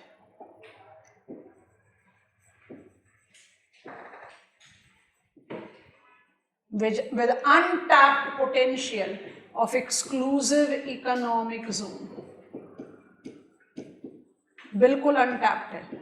Territorial water तक फिर भी कुछ यूटिलाइजेशन है। डीप वाटर एक्वाकल्चर इंडिया में प्रोस्पेक्ट में काउंट, तो चाहे वो गोवा हो चाहे तमिलनाडु हो। तमिलनाडु का केस आपको बताया था, yes, halting of commercial fishing during breeding season. तो चाहे वो गोवा है चाहे वो तमिलनाडु है, दोनों के साथ प्रोस्पेक्ट है डीप वाटर एक्वाकल्चर, और दोनों में आप डिमार्केट कर रहे हो फॉरेस्ट्री। पर्पस क्या है? Flood abatement. Region of flood different है, तो automatically with crop ecological zonation you try to apply which type of stand you will be having. अब जल्दी से राजस्थान को ऐड कर लेते हैं। लास्ट प्लेन वेस्टर्न राजस्थान, कोई पॉसिबिलिटी नहीं है किसी के साथ मिक्स करने की, इसलिए अलग ही लिखा जाए। Western Rajasthan is arid plain. It do comprises of Marusthali, but Marusthali में बिल्कुल चले जाओगे तो वो तो कल्टीवेबल नहीं है। जो एरिड प्लेन है वही कल्टीवेबल है, ठीक है। यहाँ की जो कैरेक्टरिस्टिक्स है वो क्या है? जेनेटिक होराइजन भी mineral rich, that is calcium, humusless, coarse texture, fertile desert soil, ठीक है। तो एग्रीकल्चर मेरे पास किस तरह से डेवलप हुआ है यहाँ पर? In reference to Indira Gandhi canal command. आपको ये केस स्टडी बताएंगे जब वाटर रिसोर्स मैनेजमेंट करेंगे। Agriculture development has been favourable. I cultivate bajra, I cultivate wheat, बाजरा पहले लिखेंगे व्हीट बाद में लिखेंगे। I cultivate pulses, I cultivate oil seeds, and I also cultivate horticultural products.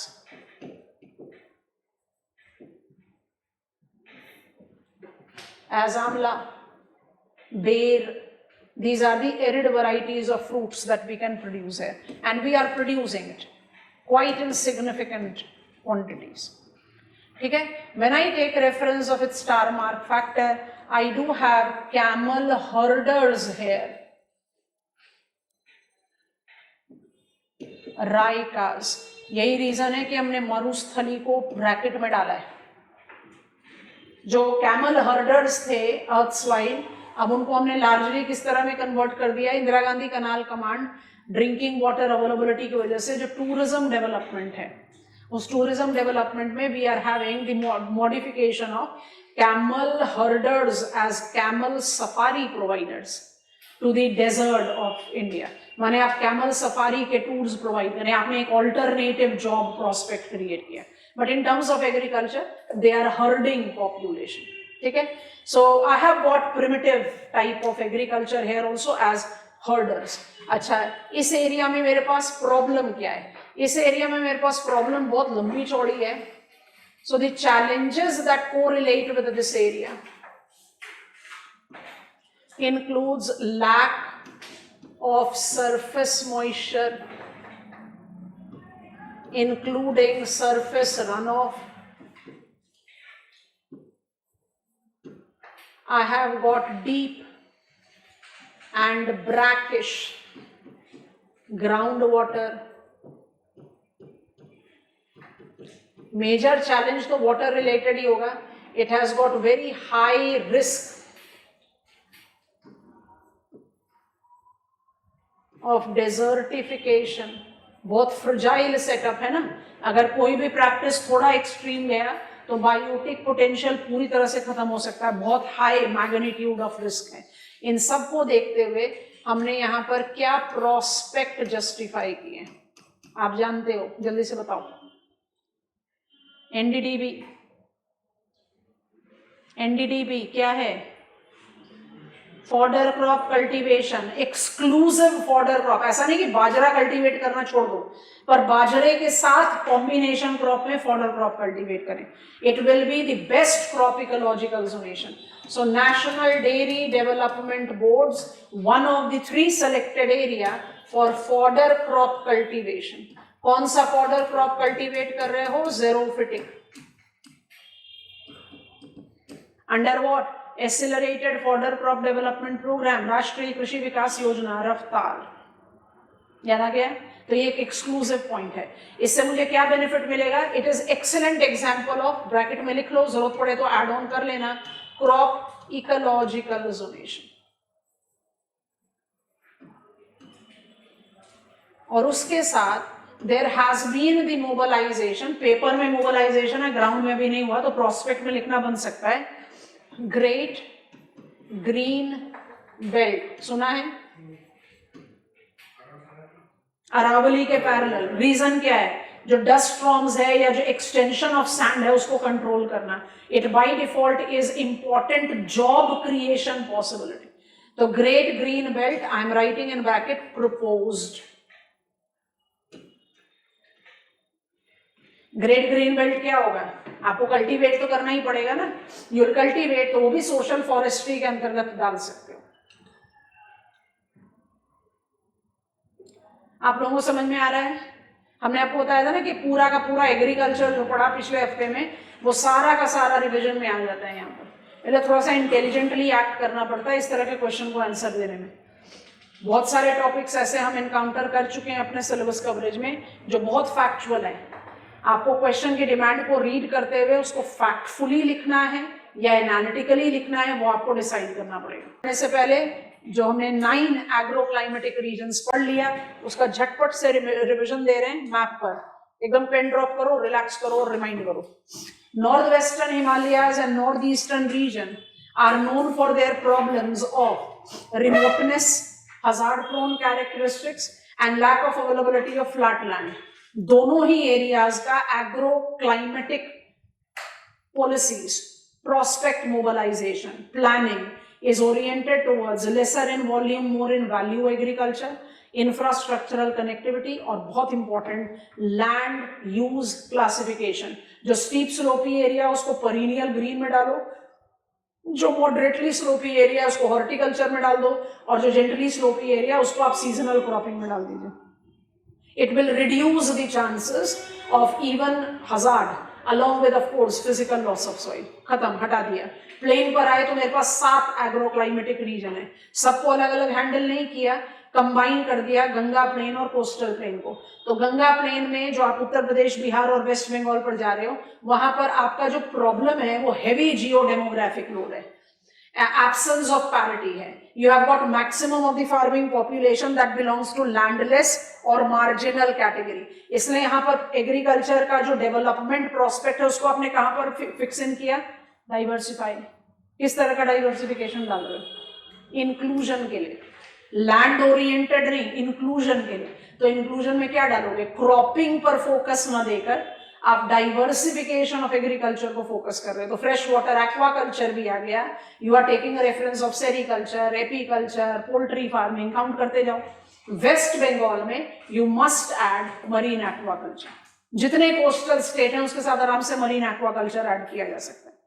When I talk about Punjab Haryana plains, वो economically torch bearers हैं, पर उनका प्रॉब्लम जो है वो ज्यादा इकोलॉजिकल है. उसका सोल्यूशन भी 1 पॉइंट आपको बताया, डाइवर्सिफिकेशन लेना है.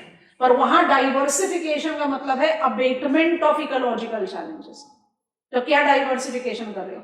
मिक्स्ड फार्मिंग को फैसिलिटेट कर रहे हो, लेग्यूमिनस क्रॉप को ज्यादा जगह देने की बात कर रहे हो, ऑर्गेनिक फार्मिंग की बात कर रहे हो, know that kind of thing. So diversification northern plains का प्रिंसिपल डोमेन ऑफ प्लानिंग है. Satluj Yamuna plain diversification targets ecological challenges.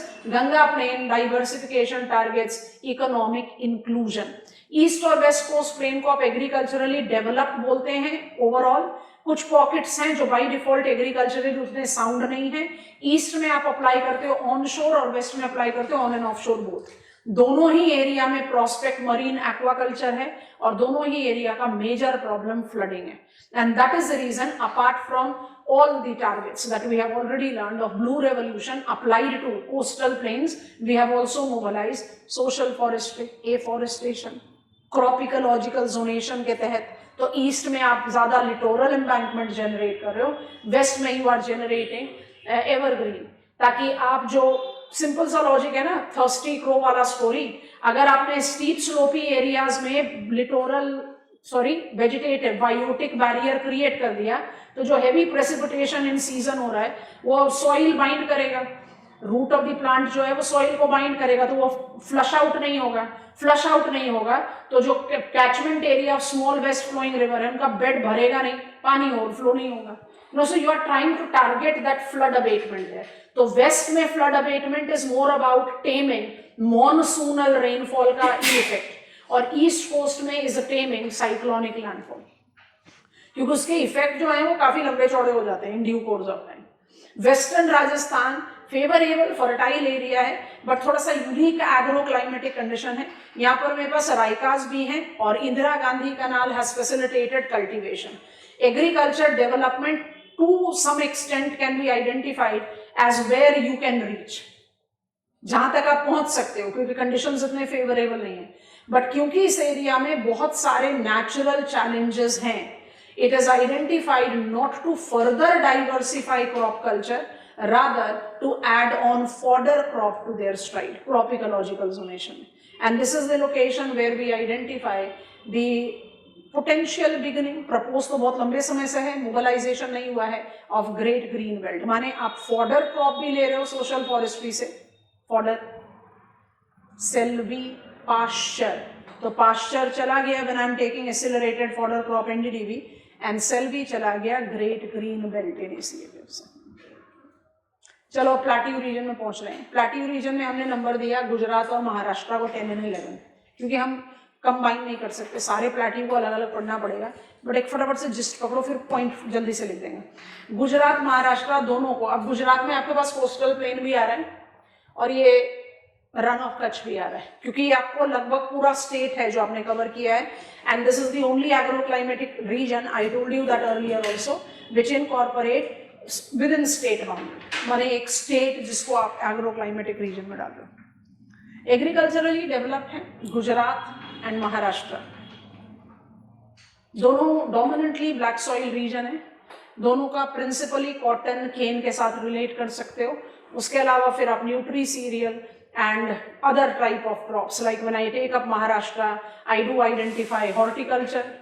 प्लैटिंग interiors में हो, पोस्ट पर नहीं हो, तो भी Nagpur oranges, onions, you are aware of that. And when I talk about Gujarat, I can not complete it without mentioning tobacco, बहुत इंपॉर्टेंट यील्ड है यहाँ का. और दूसरा डेयरी, गुजरात में डेयरी बहुत इंपॉर्टेंट है ना. अच्छा, अब हम कह रहे हैं दोनों ही एरियाज में प्रॉब्लम सेम है, एग्रीकल्चरली साउंड डेवलप्ड, दोनों एरिया में प्रॉब्लम सेम है. At the verge of experiencing hydrological drought. याद आ रहा है ये कौन सा एग्रो क्लाइमेट, ये कौन सा स्टैम्प्स क्लासिफिकेशन रीजन में पड़ रहा है? नंबर 8. दोनों रन को छोड़कर नंबर 8 याद आ रहा है कि नहीं? 8 को क्या नाम दिया था आपने? मॉडरेट. और कैसे जस्टिफाई कर रहा था कि 8 जो है वो मॉडरेट होगा? Rain shadow interior of Sahyadri है और Kathiawar the driest branch of advancing monsoon है. आपका एग्रीकल्चर है cane, cotton, jowar, bajra, groundnut. You are taking reference groundnut crop combination region में गुजरात कठियावाड़ लिखा है. पल्सेस, ऑयल सीड, सब कुछ कल्टीवेट कर रहे हो. It is pressing, it is over pressing the water, क्योंकि रिकॉल करेंगे गुजरात और महाराष्ट्र दोनों को आपने ट्यूबवेल इरिगेशन में डाला था. And as per our data we have said Gujarat has got maximum of its irrigated area as tubewell irrigated. तो ग्राउंड वाटर का बड़ा मैसिव एक्सप्लॉइटेशन है, रिप्लेनिशिंग है नहीं. तो आपके जो जितने भी सरफेस वाटर सोर्सेज है ना वो सब डिप्लीट हो गए. सब सरफेस वाटर, सारे के सारे wells, specifically when you come to wither. तो these both are the locations that are at the verge of experiencing, officially declare नहीं किया गया, but there are many districts which are actually experiencing hydrological drought. दोनों area का problem एक है और दोनों एरिया में solution thereby is what? PIM, catch the rain, replenishing groundwater, community dam, check dam. Anna Hazare came into limelight as the activist who actually revived many of the water bodies in Maharashtra, and that was a very good example of community participation and revival of the water sources. So both the agroclimatic regions have got that kind of agricultural planning. And kindly help, Gujarat has got potentiality to repeat Maharashtra, and Maharashtra has potentiality to repeat Gujarat. What I'm saying? Agriculturally developed and side pockets as challenging, by Gujarat has got potentiality of evolving horticulture, and Maharashtra has got possibility of mobilizing dairy culture. Maharashtra के agriculture को आप खत्म ही नहीं कर सकते orange mango, onions, now roses, garlic के बिना, और गुजरात के एग्रीकल्चर को आप खत्म ही नहीं कर सकते डेयरी के साथ बिना। महाराष्ट्र में डेयरी कल्चर उस लेवल पर नहीं इवॉल्व है, एंड गुजरात में हॉर्टिकल्चर उस लेवल पर नहीं इवॉल्व है। So there is possibility of, possibility नहीं है किसी को कंबाइन करने की, तो अलग अलग ही पढ़ेंगे, बट यहाँ पर because we can say challenge same है गुजरात महाराष्ट्र में, एंड द मोबिलाइजेशन प्रोस्पेक्ट भी दोनों का सेम है, तो कहीं एक व्हाट पोटेंशियलिटी है कि भाई कंबाइन कर दो, अदरवाइज सबको अलग अलग पढ़ना है। Aravalli Malwa, eastern plateau, demarcate करो, अरावली मालवा, वेस्टर्न राजस्थान चला गया, अरावली से एंटर करो, मालवा प्लेट्यू तक आ जाओ, तो आप राजस्थान और मध्य प्रदेश को ले रहे हो। ईस्टर्न प्लेट्यू मतलब आप छोटा नागपुर प्लेट्यू, रामगढ़ हिल, गरजात हिल्स, तेलंगाना प्लेट्यू, राजमहल हिल, सबको ले रहे हो। ईस्टर्न प्लेट्यू इसलिए इसको नाम दिया। और जैसे ही आप तेलंगाना के साउथ में आ जाओगे, ये आपका पूरा का पूरा, मतलब तेलंगाना का extension towards south by default, ये आपका पूरा आएगा मलनाड, ये आएगा आपका बैंगलोर, मैसूर, टेबल लैंड, और ये आपका आ जाएगा सदर्न हिल्स। लोकेशन क्लियर हुआ? चलो दो को तो और पिकअप करते हैं। I am beginning with plateau, block number 3। I have got 5 agro climatic regions here. लगभग सबको अलग अलग ही पढ़ना है, दो को कंबाइन कर सकते हैं, बता दिया तो उनके बारे में लिख देते हैं। तो जो मेरा पहला एग्रो-क्लाइमेटिक रीजन, उसका नाम है गुजरात रीजन, और जो दूसरा है वो है महाराष्ट्र प्लेट्यू। प्लेट्यू है क्योंकि कोस्टल प्लेन आपने ऑलरेडी हटा दिया है। गुजरात जैसा बताया नहीं लिख रहे हैं, is the state agro climatic region, and it is comprised of Rann of Kutch as well. तो रन में, रन को अलग से ही ले लेते हैं, रन में वी हैव मोबिलाइज्ड हेलोफिटिक, याद आ गया, हेलोफिटिक फॉडर क्रॉप, इसको अलग से ही लिखकर साइड में हटा देते हैं क्योंकि इसके पास एग्रीकल्चर की इतनी मेजर पोटेंशियलिटी है भी नहीं। ठीक है, बाकी गुजरात को आप किसके साथ रेफर कर रहे हो? Gujarat, the black soil, black and alluvial soil region, developed diversified agriculture, incorporate non-traditional plantation, nutri-cereal, pulses, oil seeds,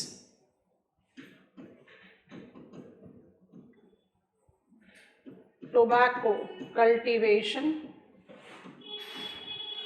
It is known for countries most developed commercial dairy farming.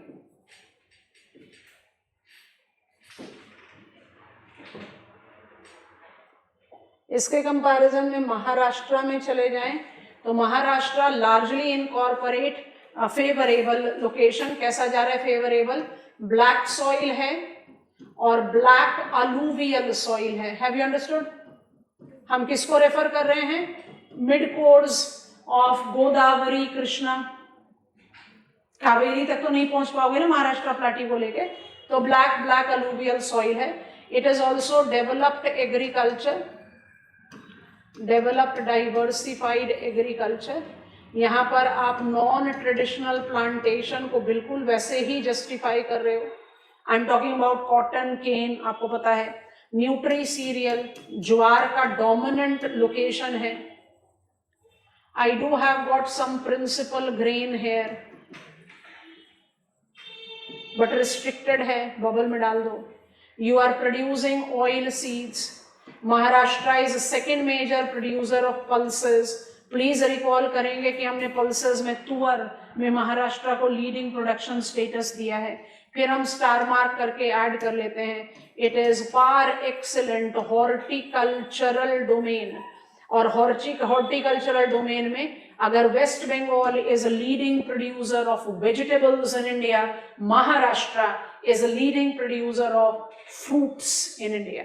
पर ऐसा नहीं कि वेजिटेबल नहीं प्रोड्यूस होते, onion तो नागपुर के ही prominent है along with oranges, Nagpur oranges, Nagpur onion, no? So I have got horticultural domain, वहां पर डेयरी फार्मिंग, यहाँ पर हॉर्टिकल्चर। पॉसिबिलिटी ऑफ कंबाइनिंग है, इसलिए कंबाइन कर देते हैं। दोनों ही एरिया में major challenge is hydrological drought because of over dependency of groundwater extraction।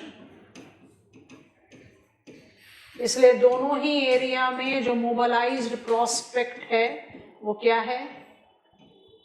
Community participation.